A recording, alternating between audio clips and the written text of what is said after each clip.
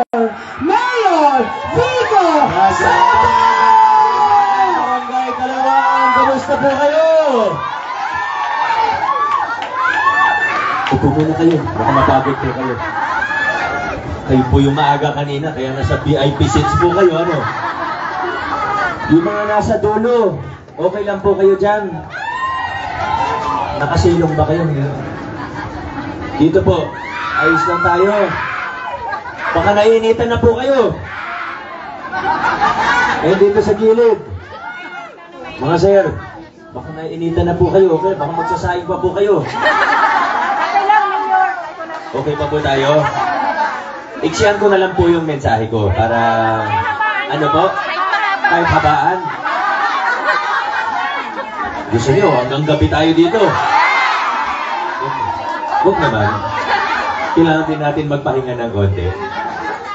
Pero maraming salamat po. Grabe yung init ng pagtanggap ninyo sa Giting ng Pasig. Maraming salamat. Thank you po talaga. Narinig po natin yung mga iba't ibang programa. Pwede natin sabihin na accomplishments ng ating mga kasama. Simula sa ating mga konsehal. Kay Vice Mayor Dodot. Siyempre kay Congressman Roman. Siguro nakita naman po natin na ang inyong mga opisyales sa lungsod ng Pasig, ang ating mga kasama sa Giting ng Pasig na naupo noong 2022 ay tunay na nagtrabaho. At nagtrabaho sila ng tapat at may kahusayan. Kaya sa aking mga kasama, Konsi Kiko, okay ka lang dyan? Konsi, huwag mo kalimutan soli yung payong, ha? Maraming salamat po sa tayong. Yung 5 konsehal natin, narinig niyo po yung mga accomplishment report nila. Pero sa totoo, kulang pa po yung report nila. Kasi ang binibigay po natin sa kanila, nasa 5 minuto lang magsalita. Kung iisa-isahin po nila, lahat ng accomplishment nila, nako, sinasabi ko po sa inyo, mahina ang kalahating oras hanggang 1 oras kada konsehal dahil ang dami pong nagawa ng bawat isa sa konsehal po natin. Yung 5 kasama natin, si Konsehal Kiko, pagdating sa Palupa, sa Kalawaan pa lang, nakailan na po tayong HOA na natulungan at marami pang tinatrabaho, may mga nakasalang pa lang, pero yung natapos na, kapitbahay din lang po, hindi naman malayo dito ang Ismar, di ba? At marami pa mong iba. Yung kay Konsi Pau, ang nakakagulat. Nakakagulat naman to si Konsi Pau. Kita niyo naman yung energy ng isang councilor. Pau Santiago! Yung kwento niya kanina sa inyo, sa totoo kulang. Hindi niya nga nabanggit yung local senior pension natin na 3 taon pa lang yung programa, pero nag-i-expand na tayo. Dinadagdagan na natin yung mga kwalipikado. Kahit may maliit na SS, qualified na rin po ngayon sa ating local senior pension. Hanggang 4,000 na SS. Parang maraming pumalakpak. Ibig sabihin, maraming senior po dito. In fairness po sa kanila, hindi po kayo mukhang senior. Ilang taon na po kayo kung pwedeng matanong? 68 na po kayo. May 70 plus po ba dito? 70 plus. Marami pa lang batchmate ng nanay ko dito. Kilala niyo naman po nanay ko, di ba? Ano po pangalan niya? Tama, Ruby Rodriguez. Yung nakwento ni Councilor Simon, yung tapat loan natin, microfinance loan, para sa mga maliliit na nagnegosyo o nag-uumpisa sa pagnenegosyo. Yung anti-pogo, yung ginagawa po sa livelihood. Sa totoo, hindi niya na nabanggit yung ibang mga livelihood program natin. Yung mga improvement natin sa larangan ng technical vocational education po natin. Councilor Simon, maraming salamat sa mga bagay na yun. Talagang kulang yung report mo kanina. Ang dami mo pang pwedeng banggitin.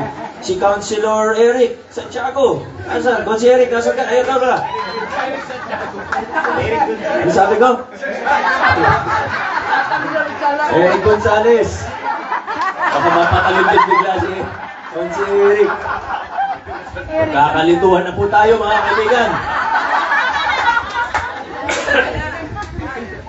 Si Councilor Eric, yung mga narinig ko kanina habang nag-house to house po ako, na pinapakinggan ko po siyang magkwento. yung report niya tungkol sa healthcare. Diba? Yung pag-expand natin ng isang ospital na malapit lang naman po dito. Yung dati, 60 beds. Ayun, 120 na hindi lang pang bata ngayon, kundi para sa ating lahat. Marami pang pwedeng i-report si Consi Eric, pero muli po, kulang ang oras. Consular Eric, maraming salamat sa lahat ng tulong sa healthcare services natin. Si Consular Volta. Consi Volta. Wow, pogi. Hanip.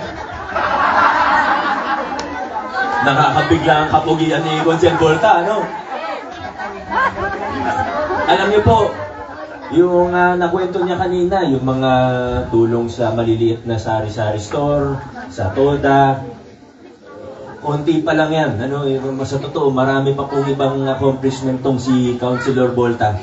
Isa sa accomplishment niya ay pag merong tarp niya ang inyong mga bahay, hindi po kayo mananakawan. Opo. Totoo po yan. Wala pa akong nabalitaan na may tarp ni Consiel Volta sa pintuan na wala po. Natatakot po yung magnanakaw. At ito, 5 sa 6 na kasama natin noong 2022 ay nabigyan nyo ng pagkakataon. Nabanggit nga kanina, may isa tayong kasama na hindi sinuwerte. Hindi siya pinalad. Baka hindi pa nakatakda para sa kanya. Hindi pa niya panahon. Pero alam nyo, baka blessing in disguise na rin yung nangyari noong 2022. Kasi sa kanyang pagkatalo, nakita natin ang kanyang pagkatao. Kasi di ba, pag nanalo ka, pero ang totoong pagkatao ng isang tao, yung karakter ng isang tao, makikita mo dun sa pagkatalo eh. Makikita mo pag may problema, sa pagsubok nakikita yan. Itong kasama po natin na si Coach Paul, nung natalo po siya, wala pang isang linggo nakalipas, bumisita po siya sa akin sa opisina ko. Ang sabi niya sa akin, Mayor, paano ako makakatulong? Sabi ko, bakit? Ano bang plano mo? Gusto ko magtrabaho, sabi niya. Kahit walang posisyon, sabi niya. Kahit walang posisyon, hindi ko kailangan ng titulo. Basta kung paano ako makakatulong, paano ako pwede maglingkod, yan ang gusto kong gawin kanya. Sabi ko sa kanya, ba't di ka muna magpahinga? Natalo ka nga, sabi ko sa kanya. Pero ayaw niya, ayaw magpaawat. Alam yung ginawa niya? Kahit walang posisyon, walang titulo, nagtrabaho siya. Pinagsama-sama niya yung mga CSO hanggang DILG, nakipag-ugnayan po siya. Tinayo niya ang kauna-unahang CSO Academy sa Pilipinas. Walang titulo, walang posisyon yan. Hindi siya nanalo pero nagtrabaho pa rin. Bukod pa yan sa day job niya. Siyempre, may anak din po siya, may pamilya. Kailangan din niya magtrabaho para sa kanila. Pero naghanap siya ng panahon, nag-effort po siya. Kaya sa totoo lang, doon ako nabilib kay Coach Paul Sinoga. Deserving po ito ang maging Coach Harry. At syempre, ang City Council, kailangan po ng maayos na nangangasiwa. Alam niyo, ang pangunahing trabaho ng isang vice mayor. Minsan kasi sa Pilipinas, parang nalito na tayo sa kung ano ba talaga yung trabaho, katungkulan ng mga opisyalis natin. Minsan nalilito tayo. Ano ba talaga dapat ginagawa ng vice mayor? Ang konsehal, ito ba dapat, parang nalito na tayo kasi sa lumipas na panahon, parang paiba-iba kung ano. Pero ang totoo po, kapag binasa niyo po ang local government code, ang vice mayor, pangunahing trabaho, presiding officer o tagapangasiwa ng City Council ng Sangguniang Panlungsod. Swerte po tayo dahil mula 2022, nagkaroon tayo ng vice mayor na kwalipikado at nagtrabaho siya para nag-level up ang City Council natin. Napaka-professional ng taong ito. Alam nyo, minsan may meeting kami na maaga. 8 a.m. ang meeting. 7:59, nandun na po siya. Ganun ka-professional tong tao na ito. Pero higit pa ron, mas importante, nakita natin, napatunayan niya ang sarili niya, napatunayan niya ang kanyang katapatan, yung kanyang integridad. Umayos ang City Council dahil sa kanya. Vice Mayor Dodot Jowesley. At syempre, alam niyo naman po, hindi naging posible ang lahat ng ito. Yung mga pagbabagong nasimulan natin mula 2019, hindi lang yan dahil sa akin, kundi hindi rin ito naging posible kung hindi sa matibay natin nakasangga mula nung unang laban noong 2019. Nakita niyo na rin naman kung paano siya magtrabaho, yung accomplishment niya. Hindi ko na kailangan banggitin. Pag may oras po kayo, basahin niyo na lang po sa kanyang pamaypay. Alam niyo naman po sino ang tinutukoy ko. Wala nang iba, Congressman Roman Romulo. Ang layo na ng narating natin. Alam niyo, noong 2019, naglalakad po kami ni Congressman Roman. May iba po. Hindi ko na, wag na nating pangalanan, pero may iba po. Dudungaw lang sa bintana, dalapit lang sandali, pero bubulong lang, tapos aalis na. Minsan, lalo na pag opisyalis ng iba't ibang HOA, ng iba't ibang samahan, hihingi lang ng pasensya sa amin, kasi di daw pwede na makitang magkasama kami. Sa totoo, may iba nawalan ng trabaho sa City Hall dahil nakitang kasama kami na hindi para suportahan. Nakasalubong lang kami, na-picturean. May isang street sweeper nun. Hindi dito, pero kalawaan din po yata yun. Tinulungan kami na yung speaker. Tinulungan lang kami ayusin yung speaker. Nakisaksak yata sa isang bahay. Nakausap po yung anak, mga 2 weeks later, tinanggal po siya. Ganun yung kultura nun. May takutan. Ultimo sa pamaskong handog po natin nun, kinakabahan ng mga opisyalis. Pag may picture kasama ni Kong Roman, o kasama ko, baka yung buong samahan, wala nang bayong pagdating ng December. Pero yung mga bagay na ito, nilampasan na po natin. Tinalikuran na natin yung takutan, yung palakasan. Ngayon, tinataguyod na natin ang mga prinsipyo ng mabuting pamamahala. Binuksan natin ang ating pamahalaan. Nakabuklat ang mga libro natin, kitang-kita lahat. Hanggang sa huling sentimo, alam po ng bawat isa. O pwedeng tingnan. I-search lang, may kontrata ang City Hall, kung may tanong po tayo. Pag may nakita ko yung pinapagawa, hindi lang sa nakapaskil yung disclosure board. Pero pwede niyo po, kung may nakita ko yung drainage. Iba ngayon, ginagawa po yung ilist ko, yung AV Cruz, yung mga matatagal na rin request ng mga taga-Kalawaan. Kung gusto niyo po malaman, sinong dyan, ano ba yung kasama dyan, magkano yan, sinong gumagawa, i-search niyo lang po sa Google. Dugtungan niyo lang ng Pasig City. Lalabas po yung kontrata mismo sa website ng Lungsod ng Pasig. Walang tinatago. Lahat pinapakita po natin. Ganyan ang inyong pamahalaan ngayon. Ito po yung tinataguyod natin na estilo ng paggugobyerno. Ito na po tayo, mga kaibigan. Kaya may ilan man na gusto tayong umatras, pabalik sa mga lumang kalakaran, namimiss siguro nila yung mga kickback, yung porsyento na dating nakukuha nila sa pag may mga kontrata ang pamahalaan, o baka sila yung binibigyan lagi ng kontrata, baka hindi sila opisyalis doon, pero sila yung laging nakakatanggap ng mga malalaking kontrata. Hindi naman ng sikreto itong mga sinasabi natin, di ba? Kaya gusto nila, bumalik tayo sa lumang kalakaran. Pero ang magandang balita, kayo naman po ang magpapatotoo nito, yung puwersa nila, yung bilang nila, pakunti na ng pakunti. 2020, sabihin natin, medyo marami pa sila.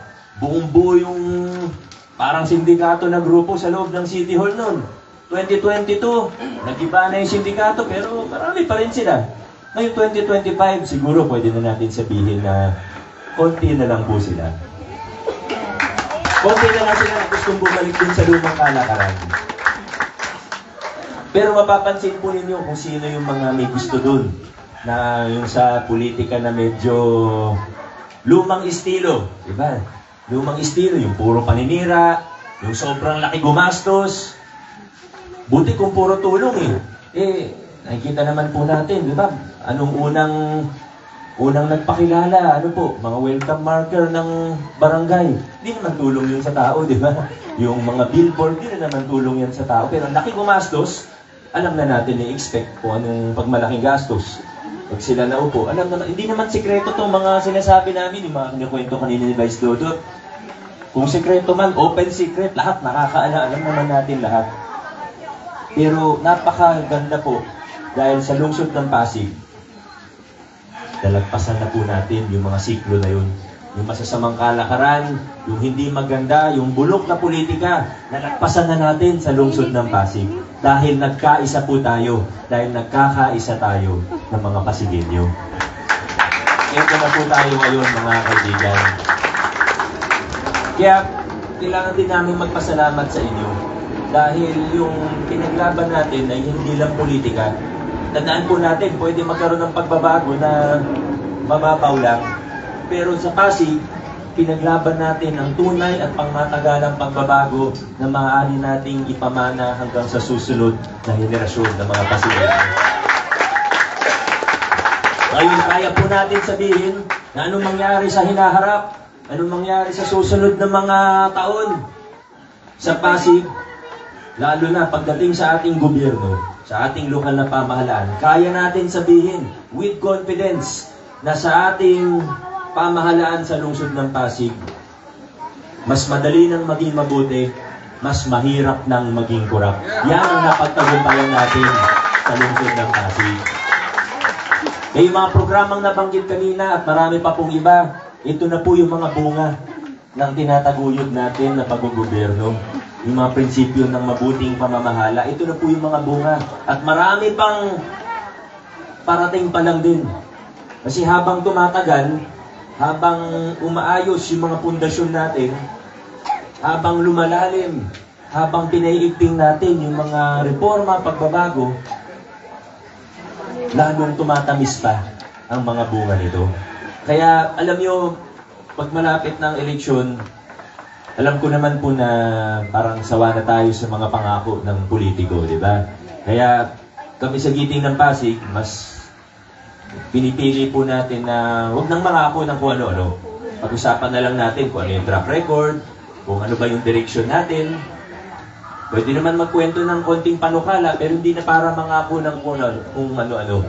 Iba kasi pinapangako, hindi lang langit at lupa, pati ibang planeta, pinapangako na po sa atin.